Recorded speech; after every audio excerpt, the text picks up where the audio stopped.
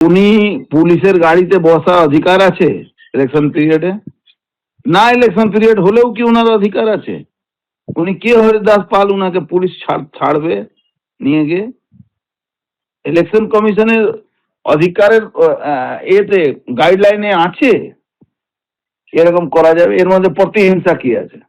তার মানে হলো এই যে পুলিশ অফিসার কিছু আছে যারা পার্টি দালালি করে, তাহলে কি করে অফার করতে পারে সরকারি গাড়িতে বসে উনি যাবেন ওখানে? উনি তো নিজে একটা চেয়ারম্যান হিসাবে নিজের গাড়ি পৌরসভা গাড়িতে ইউজ করতে পারেন না। সরকারি গাড়ি তো ওটা সরকারি গাড়ি কি করে গেলেন? এর মধ্যে প্রতিহিংসা কোথা থেকে হলো? আমি একটা সিনিয়র সিটিজেন, আমি অসুস্থ লোক, আমি প্রশাসনিক কাজে বিডি এসডি অফিসে যাচ্ছিলাম, আমাকে ট্রাফিক কেন আটকালো প্রশ্নটা আমি প্রথম করব। আমার গাড়ি লিস্টেড করা, তা সেই গাড়ির নাম্বারটা কেন আমার গাড়িটা প্রবেশ করতে দেওয়া না? আমি অসুস্থ, উনি আমাকে, আমি হাত জোর করে ওনাকে আবেদন করি আমাকে রিলিভ করে দেওয়ার জন্য। তারপরে উনি আমাকে নামিয়ে দিয়েছে এইখান থেকে আমার পার্টি অফিসের গেট পর্যন্ত, বোধহয় 1/2 কিলোমিটারও না। আমার গাড়ি তো ওইখানে দাঁড়িয়ে চিড়িয়া মোড়ে, ট্রাফিক আমার গাড়ি আটকে দেয়। তো আমি তো আসবার সময় আমার গাড়িতে এসেছি, যাওয়ার সময় আমার গাড়িতে দিয়েছি, আমি তো গাড়ি বলছি। যদি ফুটেজ দেখতে হয় কল্যাণী হাইরোড থেকে শুরু করে বারাকপুরে চিড়িয়া মোড় পর্যন্ত সিসিটিভি ফুটেজ দেখে নিতে পারে। ব্যাপারটা হচ্ছে এটা হচ্ছে ষড়যন্ত্র, এটা ভারতীয় জনতা পার্টি এটা করতেই পারে। আমিও তো কৈফিয়ত চাইবো যে কেন আমার গাড়ি ঢুকতে দেওয়া হলো না। আমি তো সিপির কাছে চিঠি করছি। পুলিশের গাড়িতে তৃণমূল নেতা আর তারপরে সাসপেন্ড করা হলো আইসিকে। পুলিশের গাড়িতে চেপে দলীয় কর্মসূচিতে নৈহাটির পুরপ্রধান। কমিশনের নির্দেশে তারপরে সাসপেন্ড নৈহাটি থানার আইসি মহাবীর বেরা। নৈহাটি পুরসভার চেয়ারম্যান অশোক চট্টোপাধ্যায়। অর্জুন সিং এর অভিযোগের পরে আইসিকে সাসপেন্ড করা হয়।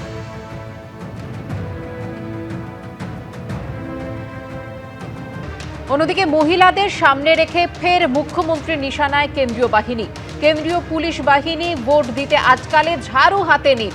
বেতুয়া ডহরী সভায় হুঁশিয়ারি দিয়েছেন মমতা বন্দ্যোপাধ্যায়। আবার উস্কানি এবং পদক্ষেপ নিক নির্বাচন কমিশন, পাল্টা মুখ্যমন্ত্রীকে আক্রমণে শুভেন্দু অধিকারী। বাংলার লোকেদের ভাব বাদ দিয়ে উত্তরপ্রদেশের বহিরাগতরা এসে ভোট করবে। বাসে করে লোক নিয়ে আসছেন যাতে ওই অফিসার গুলো থাকলে এগুলো হতে না পারে, নাকা চেকিং না হয়। ডাক নিয়ে ঢুকছে ট্রেনে, টাকার বান্ডিল আসছে গভর্নমেন্টের ফ্লাইটে, গভর্নমেন্ট অফ ইন্ডিয়ার ফোর্সের ফ্লাইটে। কেন্দ্রীয় আধা সামরিক বাহিনী যারা মাওবাদীদের বিরুদ্ধে লড়াই করছে, যারা এত বড় সীমান্তকে পাহারা দিচ্ছে, তাদেরকে অপমান করছেন এসব কথাবার্তা বলে। বিধানসভা ভোটে ভাঙড় কেন্দ্রে এবার প্রার্থী করেছে তৃণমূল কংগ্রেস। প্রচারের মাঝে কি খেয়ে ফিট থাকছেন শওকত মোল্লা, কি তার পাওয়ার মিল, নিজেই জানালেন এবিপি আনন্দকে। তৃণমূলের ডাকাবুকো নেতা, রাজনৈতিকভাবে যথেষ্টই পাওয়ারফুল। তাই তৃণমূলের গড় দক্ষিণ 24 পরগনায় তাদের হাতছাড়া হওয়া একমাত্র আসন ভাঙড় পুনরুদ্ধার করতে দল ভরসা করেছে শওকত মোল্লার উপর।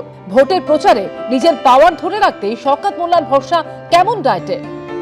সকালে যখন বেরোই তখন কর্মীরা মিছিল শুরু করলেই বা প্রচার শুরু করলেই ডাব দেয়, রাস্তায় ডাবের জল দেয়, বিভিন্ন ধরনের লেবু শরবত দেয়, এইগুলোই চলে।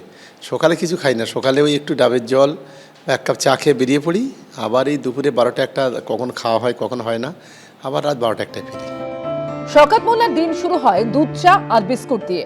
একটু বেলার দিকে তরমুজ, শসা বা অন্য কোনো ফল খান। দুপুরে পাতে থাকে ভাত, আলু বা বেগুন ভাজা, মসুর ডাল, মাছ, স্যালাড। মাঝে মধ্যে মাংস খান। তার পছন্দ চিকেন নয়, মাটন। রাতেও ভাত খেতেই পছন্দ করেন শওকত। সঙ্গে থাকে সবজি, মাছ। ডাল আছে, বেগুন ভাজা আছে, আলু ভাজা আছে, মাছ আছে, মাংস আছে। তো মাংসটা আমি খুবই পছন্দ করি না, মাংস খুব একটা খাই না। কিন্তু এই সবজি দিয়ে এটাই সবজি মাছ ভাত এটাই আমার প্রিয়। ইলিশ মাছ তো সবচাইতে ফেভারিট, ইলিশ মাছটাই তো খুব ভালো লাগে। আর যত সল্টেড মাছ আছে, মানে নোনা মাছ যেগুলো আর কি, সেইগুলো খুব ভালো লাগে। পুষ্টিবিদরা বলছেন ভাতে থাকে প্রচুর পরিমাণ কার্বোহাইড্রেট, থাকে প্রোটিন, ভিটামিন ও খনিজ। ডালে থাকে আয়রন, প্রোটিন, ফাইবার, খনিজ এবং কার্বোহাইড্রেটের মতো পুষ্টি উপাদান। সবজিতে থাকে প্রচুর পরিমাণে ভিটামিন ও খনিজ পদার্থ। মাছ মাংসে থাকে প্রচুর পরিমাণে প্রোটিন। মাছ থেকে বাড়তি ভিটামিন এ ও ক্যালসিয়ামও পাওয়া যায়। আপাতত শওকতকে শক্তির রসদ যোগাচ্ছে এই মেনু। ঐশী মুখোপাধ্যায়, এবিপি আনন্দ। এবিপি আনন্দ, এগিয়ে থাকে, এগিয়ে রাখে।